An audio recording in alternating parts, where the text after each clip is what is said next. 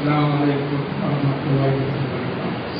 الحمد لله رب العالمين والصلاة والسلام على رسوله الكريم وعلى آله وصحبه أجمعين.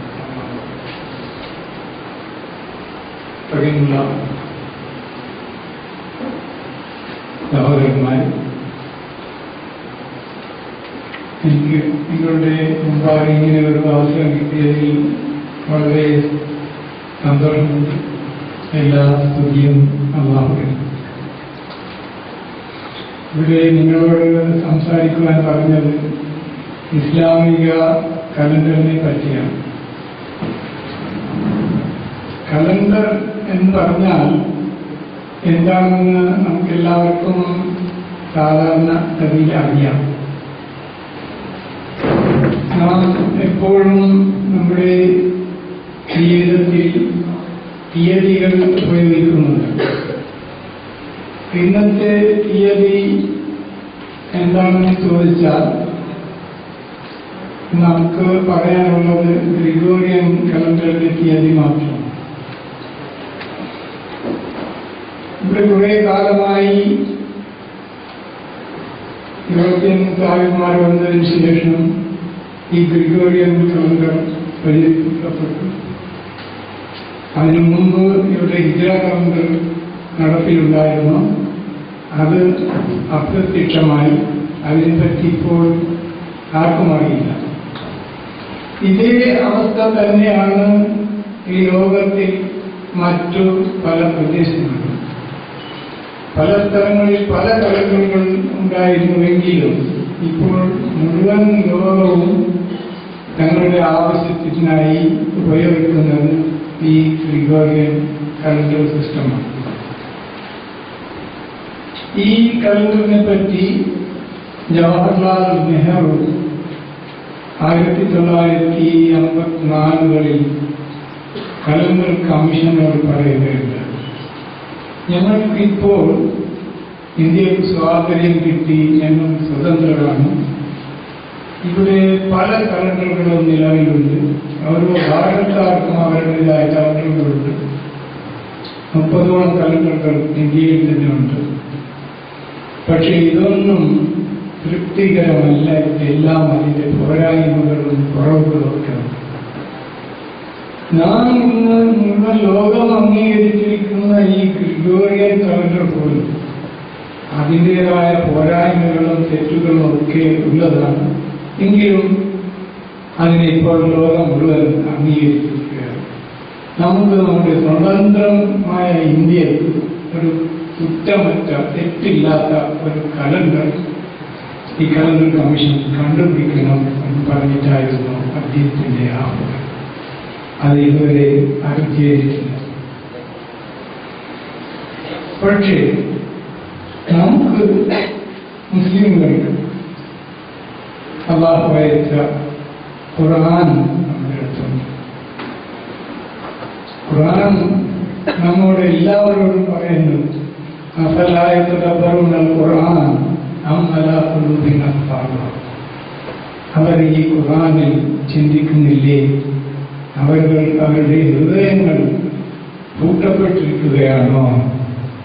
ചിന്തിക്കാൻ സാധിക്കുന്നില്ലേ? ഇപ്പോൾ നാം ഇവിടെ നല്ലൊരു പ്രസംഗം കേട്ടു. നമ്മൾ ചിന്തിക്കുന്നുണ്ടോ ഇല്ലേ എന്നുള്ളത് നമ്മൾ തന്നെ ചിന്തിച്ച് നോക്കേണ്ടതാണ്.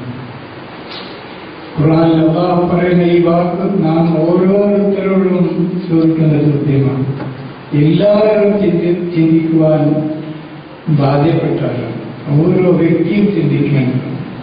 അപ്പോൾ എന്താകും? ഓരോ വ്യക്തിയും ചിന്തിക്കുമ്പോൾ പല ആശയങ്ങൾ, പല കാര്യങ്ങൾ പുറത്തു വരികയും സമൂഹം മുന്നേറുകയും ചെയ്യും.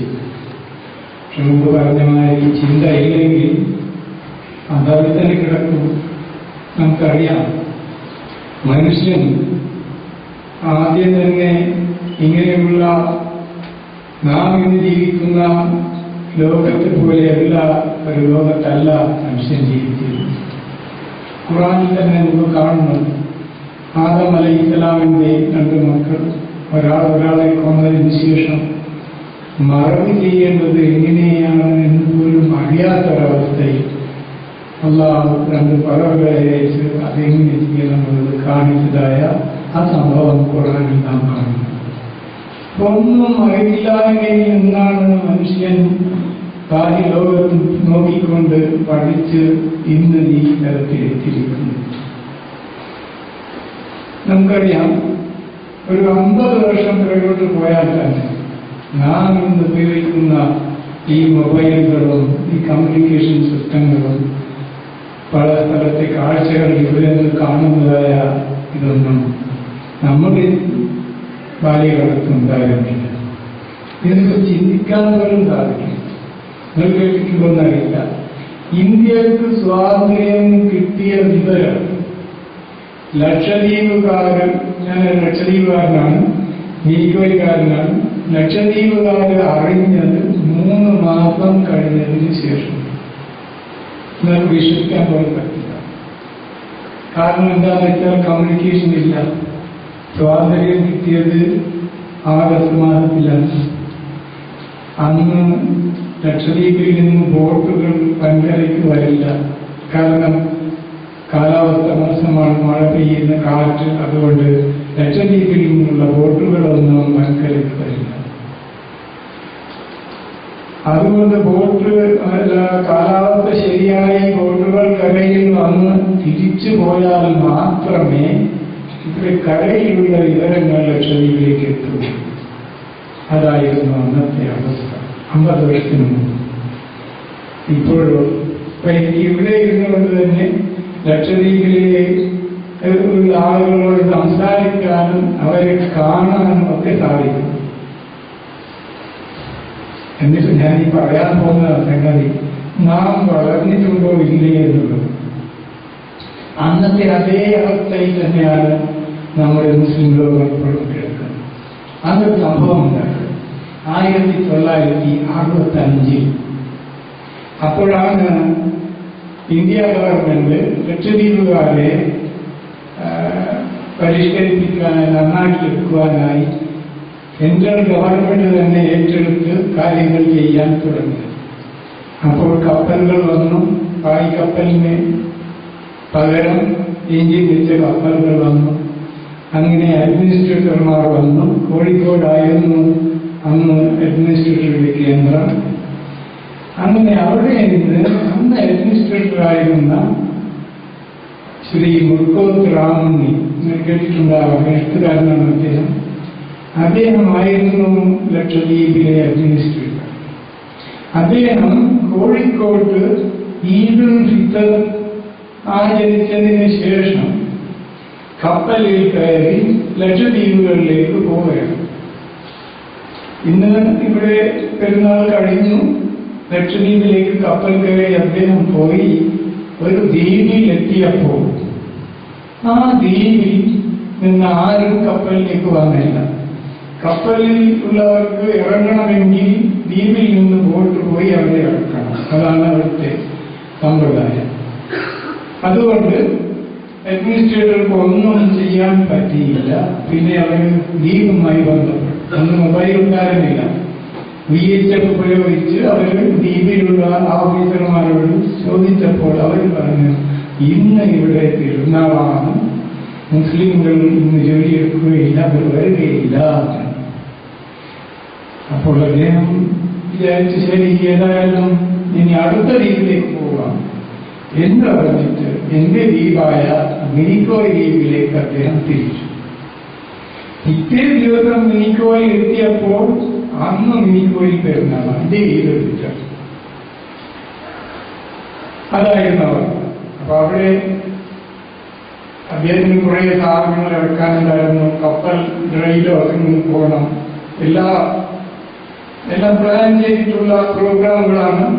ഒന്നും ഒരു സമയം തെറ്റിപ്പോയാൽ എല്ലാം തെറ്റിപ്പോകും. അതുകൊണ്ട് അദ്ദേഹത്തിന് അവിടെയുള്ള സാധനങ്ങൾ ഇറക്കുകയും പോവുകയും വേണം.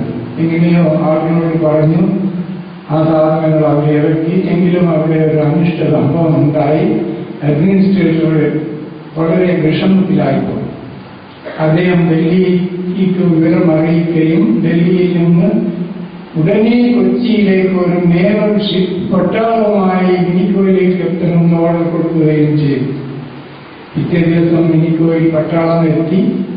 അവിടെ കുറെ, അതൊന്നും നടന്നിട്ടില്ല, എന്നാലും കുറെ നിരപരാധികളെ അറസ്റ്റ് ചെയ്യുകയും അവർ വിഷമത്തിലാവുകയും ചെയ്ത ഒരു സംഭവമാണ്.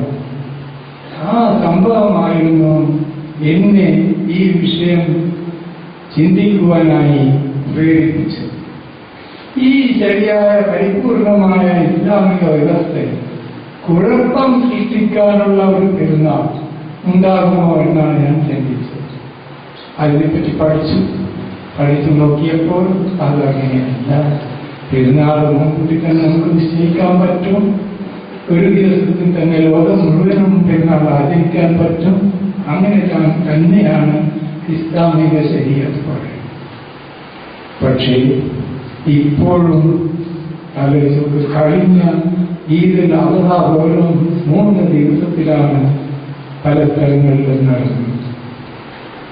അതിൽ നിന്ന് മനസ്സിലായെന്താണ്? നാം ആരും ബോധവാന്മാരല്ല. ഡേറ്റിന്റെ വിഷയത്തിൽ നാം അബോധാവസ്ഥയിലാണ്.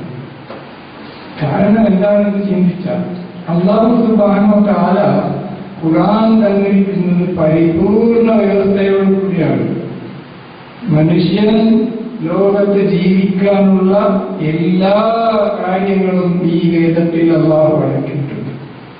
ഇത് ഇപ്പോഴത്തേക്കല്ല, എത്രയോ നൂറ്റാണ്ടുകൾ കഴിഞ്ഞാലും ഏത് പ്രശ്നമുണ്ടായാലും അതിന് പരിഹാരം ഉണ്ടാവും. ഇത് ശരിയായ വ്യവസ്ഥയാണെന്ന് പറഞ്ഞുകൊണ്ടാണ് ഖുർആൻ അല്ലാഹു അയച്ചിരിക്കുന്നത്. പക്ഷെ ഞാൻ മുമ്പ് ഈ ഖുർആനിൽ ചിന്തിക്കുന്നു ഇല്ല, അതാ പ്രശ്നം. അപ്പൊ ഈ വിഷയത്തിലേക്ക് നമ്മൾ കടക്കുമ്പോൾ ഖുർആൻ ഈ വിഷയത്തിൽ എന്ത് പറയുന്നുവെന്ന് നമ്മൾ ചോദിക്കും. ഖുർആൻ തന്നെ പറയുന്നത് فَإِن تَنَازَعْتُمْ فِي شَيْءٍ فَرُدُّوهُ إِلَى اللَّهِ وَالرَّسُولِ. നിങ്ങൾക്കിടയിൽ ഒരു കാര്യത്തിൽ പ്രശ്നം ഉണ്ടായാൽ, ആശയക്കുഴപ്പമുണ്ടായാൽ, നിങ്ങൾ അതിനെ അല്ലാഹുവിലേക്കും അവന്റെ റസൂലിലേക്കും മടക്കണം. അപ്പോൾ ഖുർആൻ നോക്കണം, പിന്നീട് റസൂലിന്റെ ചര്യ നോക്കണം. അതാണ് ഖുർആൻ പറയുന്നത്. അല്ലാഹു ഖുർആനിൽ ഈ വിഷയകമായി പറഞ്ഞത് തീയതി മനുഷ്യന്റെ അത്യാവശ്യമായ ഒരു കാര്യമാണ്. നമുക്കറിയാം, പഴയകാലത്ത് തീയതിക്ക് അത്ര പ്രാധാന്യം ഉണ്ടായിരുന്നില്ല. എങ്കിലും നമ്മുടെ ജീവിതത്തിൽ തീയതി ഇല്ലാതെ നമുക്ക് ജീവിക്കാൻ പറ്റില്ല. നമുക്ക് മുൻകൂട്ടി തന്നെ പ്ലാൻ ചെയ്യണം, അതിനായി തീയതി നിർണയിക്കണം. ആ തീയതിക്ക് ആ സമയത്ത് വരികയും കാര്യങ്ങളും ചെയ്തില്ലെങ്കിൽ നമുക്കിവിടെ വിജയകരമായി ഒന്നും ചെയ്യാൻ പറ്റില്ല. നിങ്ങളുടെ ഈ പ്രോഗ്രാം തന്നെ എത്രയോ മുമ്പ് നിങ്ങൾ പ്രോഗ്രാം ചെയ്ത് തീയതി നിർണയിച്ച് ആ തീയതിക്ക് നമ്മളെല്ലാവരും ഒരു സ്ഥലത്തെത്തി ആ സംഭവം കഴിക്കുന്നു. അപ്പൊ ഈ തീയതി ഇല്ലെങ്കിൽ നമുക്കിപ്പോൾ ജീവിക്കാൻ പറ്റില്ല എന്നുള്ള തരത്തിലാണുള്ളത്. ടിക്കറ്റുകൾ ബുക്ക് ചെയ്യണം, പല കാര്യങ്ങളും ചെയ്യണം, ഇതിനൊക്കെ തീയതി ആവശ്യമാണ്. അപ്പൊ മനുഷ്യന് വേണ്ട എല്ലാ കാര്യങ്ങളും ഒരുക്കിയതിന് ശേഷമാണ് മനുഷ്യനെ അല്ലാഹു ഭൂമിയിലേക്ക് അയച്ചത്. ഈ തീയതി സിസ്റ്റം ചന്ദ്രൻ അല്ലാഹു എപ്പോൾ ഉണ്ടാക്കിയെന്ന് ചോദിച്ചാൽ ഖുർആൻ തന്നെ പറയുന്നു, ഇന്ന ഇദ്ദത ശുഹൂരി ഇൻദല്ലാഹി 12 ശഹറൻ ഫീ കിതാബില്ലാഹി യൗമ ഖലഖസ് സമാവാതി വൽ അർദ്. അല്ലാഹുവിന്റെ പക്കൽ 12 മാസങ്ങളാണുള്ളത്, പേരുള്ള 12 മാസങ്ങൾ. ഇതാണ് ഒരു വർഷം. ഇതിൽ 4 മാസം പവിത്രമാക്കപ്പെട്ടതാണ്. ഇത് എപ്പോ ഉണ്ടാക്കിയ അല്ലാഹു വാനങ്ങളും ഭൂമിയും പടുത്ത നാളിൽ തന്നെ ഈ സിസ്റ്റം അല്ലാഹു ശരിയാക്കിയിട്ടുണ്ട്. ചന്ദ്രമാസമാണ് മനുഷ്യന് കാലഗണനക്കായി അല്ലാഹു ഏർപ്പെടുത്തിയ സംവിധാനം. ഈ ചന്ദ്രനായിരുന്നു പണ്ട് കാലത്ത് എല്ലാവരും കലണ്ടറിന് വേണ്ടി ഉപയോഗിച്ചിരുന്നു. പിന്നീട് നമ്മുടെ ശത്രുവായ ശൈത്താൻ നമ്മുടെ ശ്രദ്ധ തെറ്റിച്ചു, ചന്ദ്രനെ വിട്ടു. വെറും സൂര്യന്റെ അടിസ്ഥാനത്തിലുള്ള കലണ്ടറുകൾ ആളുകൾ ഉണ്ടാക്കുകയും തെറ്റിലേക്ക് വീഴുകയും ചെയ്തു. നിങ്ങൾക്ക് അറിയുമോ ഇല്ലെന്ന് എനിക്കറിയില്ല. ഈ നമ്മൾ ഉപയോഗിക്കുന്ന ഗ്രിഗോറിയൻ കലണ്ടർ എങ്ങനെ ഉണ്ടായി എന്ന് ചിന്തിച്ചാൽ, ആദ്യമായിട്ട് ജൂലിയസ് സീസറാണ് സോളാർ കലണ്ടർ ഏർപ്പെടുത്തിയത്. അദ്ദേഹം ജൂതമതക്കാർ ഉപയോഗിച്ചിരുന്ന ലൂണാർ കലണ്ടർ ഉപേക്ഷിക്കാൻ കൽപ്പിക്കുകയും സൂര്യന്റെ അടിസ്ഥാനത്തിലുള്ള ഒരു സിസ്റ്റം കൊണ്ടുവന്ന് അത് ഉപയോഗിക്കാൻ കൽപ്പിക്കുകയും ചെയ്തു. അങ്ങനെ ക്രിസ്ത്യാനിറ്റി ആ കലണ്ടർ അംഗീകരിക്കുകയും അത് അവരുടെ കാര്യങ്ങൾക്കായി ഉപയോഗിക്കുവാൻ തുടങ്ങുകയും ചെയ്തു. പിന്നീട് കുറെ കൊല്ലങ്ങൾ കഴിഞ്ഞപ്പോൾ പോപ്പ് ഗ്രിഗറിയുടെ കാലത്ത് അദ്ദേഹം മനസ്സിലാക്കി ഈ കലണ്ടറിൽ ദിവസങ്ങൾ കൂടിയിട്ടുണ്ട്. എന്നിട്ട് അദ്ദേഹം അത് നോക്കാൻ ശാസ്ത്രജ്ഞന്മാരോട് പറഞ്ഞപ്പോൾ അവർ 10 ദിവസം കൂടിയിട്ടുണ്ട് എന്ന് മനസ്സിലാക്കുകയും അത് കലണ്ടറിൽ നിന്ന് നീക്കുകയും ചെയ്ത ഒരു സംഭവം ഉണ്ടായിരുന്നു. അത് 1580-കളിലാണ്. 10 ദിവസം കലണ്ടറിൽ നിന്ന് നീക്കുകയും പിന്നീട് അഡ്ജസ്റ്റ്മെന്റ് നടത്തുകയും ചെയ്തു. അതിനുശേഷമാണ് അദ്ദേഹത്തിന്റെ പേരിൽ പോപ്പ് ഗ്രിഗറിയുടെ പേരിൽ അറിയപ്പെടുന്ന ഈ ഗ്രിഗോറിയൻ കലണ്ടർ ഉണ്ടായത്. അങ്ങനെയുള്ള തെറ്റുകൾ കൂടി പോകുന്ന ഒരു സിസ്റ്റമാണ് ഇന്ന് ലോകം ഉപയോഗിച്ചുകൊണ്ടിരിക്കുന്നത് എന്ന് ജവഹർലാൽ നെഹ്റു തന്നെയാണ് പറഞ്ഞത്. അപ്പൊ നമുക്ക് മനുഷ്യർക്ക് വേണ്ടിയത് എല്ലാ കാലത്തും ഈ പ്രകൃതിയുടെ കൂടെ തന്നെ ദിവസങ്ങളുടെ എണ്ണം കൂടാതെ ഒത്തുപോകുന്ന ഒരു കലണ്ടർ സിസ്റ്റമാണ്. അതാണ് അല്ലാഹു മനുഷ്യർക്ക് വേണ്ടി സംവിധാനിച്ച് നമ്മൾ ഉപയോഗിക്കുവാൻ കൽപ്പിച്ചു. പക്ഷെ നമ്മൾ എന്ത് ചെയ്തു? അതിനെ ഉപേക്ഷിച്ചു. അതുകൊണ്ടുള്ള ഒരു ശാപമാണ് മുസ്ലിം ലോകത്തിന് ഇത് മനസ്സിലാകാത്തത്. ഇവിടെ മാത്രമല്ല, മുസ്ലിം ലോകത്ത് തന്നെ ഇതൊരു പ്രശ്നമാണ്. ആർക്കും ഇതിനെപ്പറ്റി യാതൊരു ബോധവും. സൗദി അറേബ്യയിൽ തന്നെ അറബ് ന്യൂസ് എന്ന് പറയുന്ന ഒരു പേപ്പറുണ്ട്. അത് ഞാൻ നെറ്റിൽ കൂടി എപ്പോഴും നോക്കാറുണ്ട്. അവരെന്താ ചെയ്യുമെന്ന് പറഞ്ഞാൽ, ചില ദിവസം നോക്കിയാൽ ഈ ഇസ്ലാമിക ഡേറ്റും മറ്റേ നമ്മൾ ഉപയോഗിക്കുന്ന ഗ്രിഗോറിയൻ ഡേറ്റും നോക്കിയാൽ ഗ്രിഗോറിയൻ ഡേറ്റ് ഒന്നും ഒരു ദിവസം വ്യത്യാസമുണ്ടെങ്കിൽ അതും ഇതും രണ്ടും ചിലപ്പോൾ ഒരുപോലെയായിരിക്കും, ചിലപ്പോൾ രണ്ട് തരത്തിലാണ്. ചിലപ്പോൾ ഈ ഇസ്ലാമിക ഡേറ്റ് പെട്ടെന്ന് മാറും. ഇങ്ങനെയുള്ള ഒരു അബോധാവസ്ഥ അവർക്കറിയില്ല എന്താണ്. അങ്ങനെയാണ് അവരും കളിക്കുന്നത്. ഇവിടത്തെ പേപ്പറുകൾ നിങ്ങൾ ശ്രദ്ധിച്ചിട്ടുണ്ടോ ഇല്ലെന്നറിയില്ല. ഇന്നത്തെ ഡേറ്റ് നിങ്ങൾ നോക്കുകയാണെങ്കിൽ പല പേപ്പറുകളിൽ പല തീയതികളാണ് നിങ്ങൾ കാണുന്നത്. ഇന്ന് വാസ്തവത്തിൽ നിങ്ങൾ അറിയില്ലെന്നറിയില്ല, ഇന്ന് മാസം അവസാനിക്കുകയാണ്, കൊല്ലം തന്നെ അവസാനിക്കുകയാണ്. അതായത് 1432 ഹിജ്റ വർഷം ഇന്ന് അവസാനിക്കുകയാണ്. അതായത് ദുൽഹജ്ജ് 30 ശരിയായ കണക്ക് പ്രകാരം ഇന്ന്. പക്ഷെ പേപ്പറുകൾ നോക്കിയാൽ ചിലർക്ക് 28, ചിലർക്ക് 29, 30 ലോകത്തില്ല. വാസ്തവത്തിൽ ശരിയായ തീയതി 30. ഇതാണ് നമ്മൾ അള്ളാഹു പറഞ്ഞ കലണ്ടറുടെ കാര്യം. അപ്പോ ആലോചിച്ച് നോക്കണം. ഇവിടെ പറഞ്ഞു വന്നത് നമ്മൾ ചിന്തിക്കണം എന്നാണ്. ആരും ചിന്തിക്കുന്നില്ല എന്നതിനെ ഇത് തെളിയുക. നമ്മൾ ആരും ചിന്തിക്കുന്നില്ല, ആരോ പറഞ്ഞ് അതങ്ങനെ നമ്മൾ പോയിക്കൊണ്ടിരിക്കുകയല്ലാതെ നമ്മൾ ചിന്തിക്കാനോ ഇതിനെപ്പറ്റി ആലോചിച്ച് തിരുത്താനോ നമ്മൾ തയ്യാറല്ല എന്നതാണ് ഇതിൽ നിന്ന് മനസ്സിലാവുന്നത്. അപ്പൊ ഇന്ന് എങ്ങനെ 30 എന്ന് ചോദിച്ചേക്കും. നിങ്ങൾക്ക് ഓർമ്മകൊണ്ടൊന്നറിയില്ല, ഇവിടെ ഈദുൽ അദ്ഹ എന്നായിരുന്നു. ഞാൻ നോക്കിയാൽ സൗദി അറേബ്യയിൽ ഒരു ദിവസം പിന്നിലായിരുന്നു. ഇതിനെപ്പറ്റി നമ്മൾ പല കംപ്ലൈന്റുകൾ അയച്ചിട്ടും അവരൊന്നും അനങ്ങിയില്ല. പിന്നെ തെറ്റിച്ച് തന്നെ അവരെന്ത് ചെയ്തു? റസൂലുള്ളാഹി സ്വല്ലല്ലാഹു അലൈഹി വസല്ലം ഹജ്ജത്തുൽ വിദാഇ ഇന്നിതാ എല്ലാം ശരിയായിരിക്കുന്നു, ഇന്ന് എന്ന് പറഞ്ഞ ആ ശരിയായ ദിവസം ഇനി മാറ്റരുത് എന്ന് വസീയത്ത് ചെയ്ത അതിനെ എതിർത്തും കൊണ്ട് അവരുടെ ഇഷ്ടപ്രകാരം വെള്ളിയാഴ്ച ആകേണ്ട അറബ് ശനിയാഴ്ചയിലേക്ക് മാറ്റിവെച്ചു. ഇവിടുത്തെ കേരളീയർ ബുദ്ധിയുള്ളവർ പഠിച്ചവർ എന്ത് ചെയ്തു? നമ്മൾ അവരെയും അംഗീകരിക്കില്ല എന്ന് പറഞ്ഞുകൊണ്ട് ഞായറാഴ്ചയിലേക്ക് അത് മാറ്റുകയും 2 ദിവസം പിറകോട്ടാവുകയും ചെയ്ത അവസ്ഥയാണ് നമ്മൾ ഈ പ്രാവശ്യം കണ്ടത്. ഞാൻ എന്റെ ജീവിതത്തിൽ വിചാരിച്ചില്ല കേരളീയർ ഇത്ര മോശമാകുന്നു. മറ്റു പല സ്ഥലങ്ങളിലും അങ്ങനെയുണ്ട്, 2 സംതിങ്ങിലാണ്. പക്ഷെ കേരളത്തിൽ അങ്ങനെ ആകാറില്ല. ഈ പ്രാവശ്യം അങ്ങനെയുള്ള ഒരു അത്ഭുതകരമായ ഒരു അവസ്ഥയാണ് നമ്മൾ കണ്ടത്.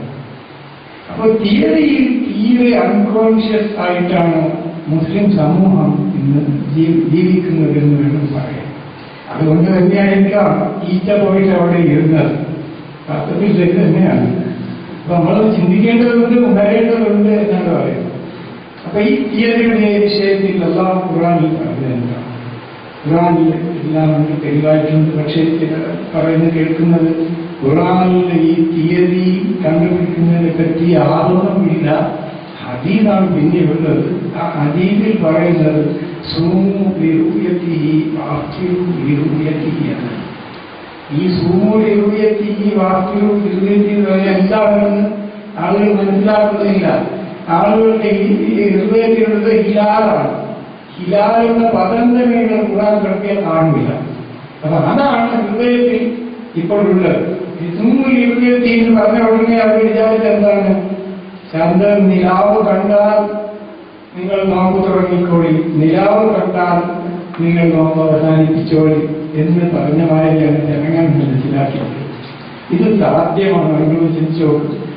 ചിലർ കാണും, ചിലർ കാണില്ല. ഇങ്ങനെയുള്ള ഒരവസ്ഥ. അപ്പോൾ കാണുന്നവർക്ക് ഒരു ദിവസം, മറ്റ് കാണാത്തവർക്ക് വേറൊരു ദിവസം. ഇങ്ങനെ ലോകത്ത് പിന്നെ റമദാൻ 1-3 ദിവസമാകുന്ന ഏറ്റവും മോശമായ അവസ്ഥ. അതായത് ഖുർആൻ പഠിപ്പിച്ച റസൂൽ സല്ലല്ലാഹു അലൈഹി വസല്ലമയും സഹാബത്തും നടപ്പിലാക്കിയ സലഫൽ സിസ്റ്റം ഈ ലോകത്ത് പ്രായോഗികമല്ല എന്ന് നമ്മൾ തെളിയിക്കുകയാണ്. അപ്പൊ ഈ അവസ്ഥ എത്ര മോശമാണെന്ന് നാം ചിന്തിക്കേണ്ടത്. അപ്പൊ ഇതിനെപ്പറ്റി ഖുർആൻ എന്ത് പറയുന്നു എന്നാണ് നമ്മൾ ആദ്യം നോക്കേണ്ടത്. ഖുർആൻ ലോകത്തിൽ വന്നാൽ നമുക്ക് കാണാം. ബഖറയിൽ യസ്അലൂനക അനിൽ അഹില്ല ഖുൽ ഹിയ മവാഖീതു ലിന്നാസി വൽ ഹജ്ജ് ഫലൈസൽ ബിർറു ബിഅൻ തഅതുൽ ബുയൂത മിൻ ളുഹൂരിഹാ വലാകിന്നൽ ബിർറ മൻ ഇത്തഖാ ഫഅതുൽ ബുയൂത മിൻ അബ്വാബിഹാ കൽപ്പനയാണ്. ഫഅതുൽ ബുയൂത മിൻ അബ്വാബിഹാ ഫത്തഖുല്ലാഹ ലഅല്ലകും തുഫ്ലിഹൂൻ. ഈ ആയത്താണ് നമുക്ക് പ്രശ്നമായിരിക്കുന്നത്. അതില് നമ്മള് അഹില്ല എന്ന വാക്കിന് ഇലാലം അർത്ഥം കൊടുത്തു. അത് വലിയ പ്രശ്നത്തിലാണ്. അവർ ചോദിച്ചത് എന്താണ്? യസ്അലൂനകാനിൽ അഹില്ല, നിങ്ങളോട് അവർ അഹില്ലയെ പറ്റി ചോദിക്കുകയാണ്. ഈ അഹില്ല എന്താണെന്ന് നോക്കിയാൽ ഖുർആനിൽ തന്നെ അതിന്റെ വിശദീകരണം ആയത്തുകളിലൂടെ നമുക്ക് കാണാൻ പറ്റും. അഹില്ല എന്ന് പറഞ്ഞാൽ ഫേസസ് ഓഫ് ദ മൂൺ ആണ്, ചന്ദ്രകലകളാണ്.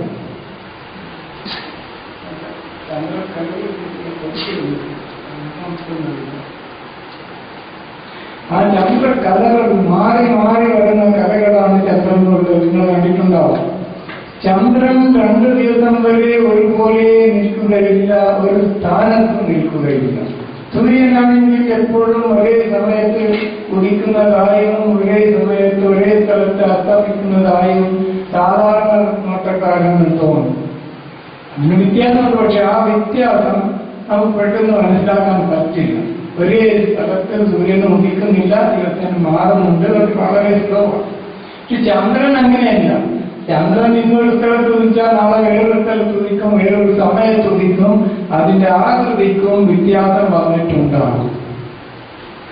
പിന്നെ ഞാനിപ്പോ ചില എഴുത്തുകൾ തയ്യാറാക്കി കൊടുത്തിട്ടുണ്ട്, നിങ്ങൾക്ക് കൊടുക്കാൻ വേണ്ടി. അത് വായിച്ചാൽ പിന്നെ കുറെ വിശദീകരണങ്ങൾ പിന്നീട് നിങ്ങൾക്ക് കിട്ടും.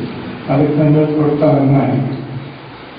അപ്പോൾ ഇത് ആണ് ഖുർആനിൽ അല്ലാഹു പറഞ്ഞത് ഞങ്ങൾ ചോദിക്കുന്നതായിട്ട് സലൂനക്കാനില്ല, അവർ നിങ്ങളോട് അഹിലയെ പറ്റി ചോദിക്കുകയാണ്, ചന്ദ്രക്കരകളെ പറ്റി ചോദിക്കുകയാണ്. ഒരു അവർ ജനങ്ങൾക്ക് തീയതികളാണ് എന്ന് പറയുക. അവരുടെ ചോദ്യം എന്താണെന്ന് വിശദീകരണം നമുക്ക് തഫ്സീറുകളിൽ ഇബ്നു കസീർ, ഖുർതുബി മുതലായ തഫ്സീറുകളിൽ നമുക്ക് കാണാം.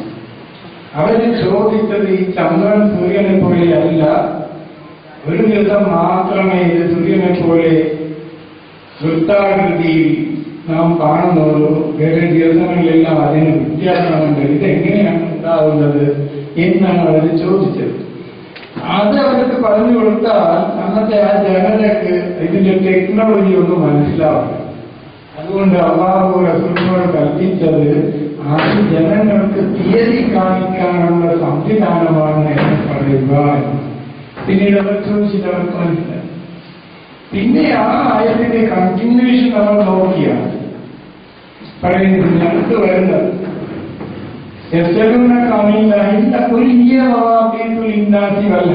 അത് ജനങ്ങളുടെ കാര്യങ്ങൾക്കും മതപരമായ കാര്യങ്ങളായ ഹജ്ജ് പോലെയുള്ള കാര്യത്തിൽ തീയതി നിശ്ചയിക്കാനുള്ളതാണ്. അത് നോക്കിയിട്ടാണ് തീയതി നിശ്ചയിക്കേണ്ടത്.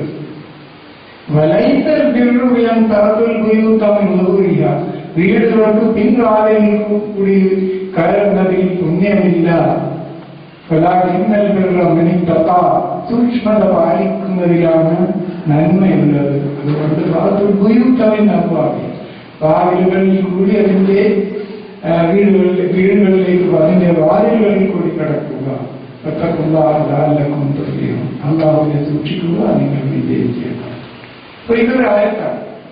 ഈ ആയത്തിൽ ഞാൻ പണ്ട് കണ്ടിട്ടുണ്ട്. ഇത് ഖുർആൻ ശരിയല്ല എന്ന് തെളിയിക്കാൻ വേണ്ടി മറ്റുള്ളവർ ഉപയോഗിച്ച ഒരു ആയത്താണ്. ഖുർആന്റെ ഒരു ഭാഗത്ത് പറഞ്ഞതും ഒരു സെന്റൻസിൽ തന്നെ അതിനകത്ത് പറഞ്ഞതും യോജിപ്പില്ല എന്ന് പറഞ്ഞ ഒരു വാക്കാണ്, വാചകമാണ് ഇത്. ഇത് യോജിപ്പുണ്ട്, നമുക്കറിയാത്തതുകൊണ്ട് യോജിപ്പില്ല തോന്നുകയാണ്. ഇവിടെ വാതിൽ എന്ന് ഉപയോഗിച്ചത് ഡേറ്റാണ്, ആദ്യം പറഞ്ഞ ഡേറ്റാണ്. ഡേറ്റിലേക്ക് പ്രവേശിക്കുമ്പോൾ അതിന്റെ ക്രമപ്രകാരം പോകണം എന്നാണ് ഈ പറഞ്ഞത്. സമയത്തിന് ലോകത്ത് ക്രമമുണ്ട്, അതേപോലെ തീയതിക്കും ക്രമമുണ്ട്. മുന്നിലുള്ളവർ പിന്നീട് വരാമോ, പിന്നീടുള്ളവർ മുന്നിൽ വരാമോ പാടില്ല എന്നാണ് ഇവിടെ പറഞ്ഞത്.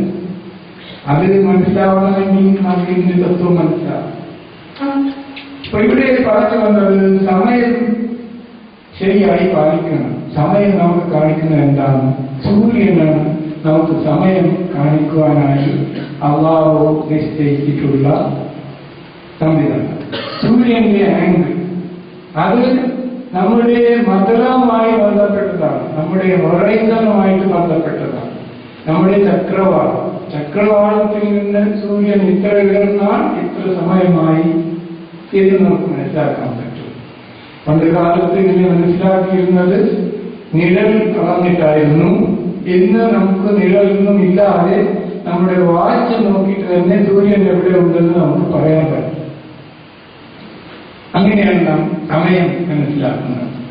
അപ്പോ സൂര്യൻ ഒരു മണിക്കൂറിൽ എത്ര ഡിഗ്രി ഉയരും എന്നത് നിങ്ങൾ നോക്കിയിട്ടുണ്ടോ എന്ന് അറിയില്ല എനിക്ക്. അത് വളരെ എളുപ്പമാണ്. ഒരു വൃത്തം എന്ന് പറയുമ്പോൾ ജിയോമെട്രി അതിലെ 360 ഡിഗ്രിയാണ് ഒരു വൃത്തം. ചെറുതായാലും ശരി, വലുതായാലും ശരി, വാനലോകമായാലും ശരി, 360 ഡിഗ്രിയാണ് ഒരു വൃത്തം.